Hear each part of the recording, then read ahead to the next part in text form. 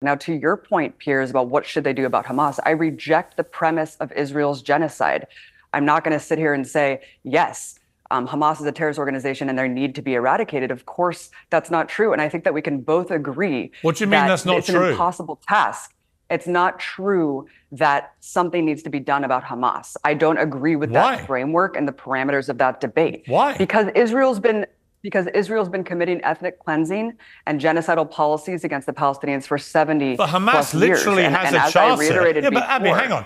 Hamas literally has a stated charter of the elimination of Israel. That is the purest personification of a publicly stated policy of genocide that's not I can true, imagine.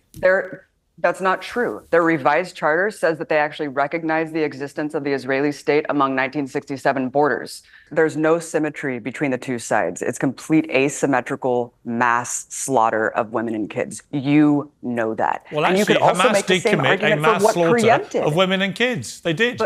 You said there's no symmetry. Piers, there's an absolute symmetry. But there's no symmetry. There's no symmetry between an occupying, colonizing force and the people that they're occupying and colonizing. You could obviously make the same argument that preempted October 7th, that it was a declaration of war to siege Gaza, to prevent aid from getting in, to shoot people that stray too far out, that are fishing, that can't go get medical aid and are sentenced to death within Gaza. Is that not a declaration of war? Is it not a declaration of war to violate international law, to maintain a brutal fascist military dictatorship in the West Bank?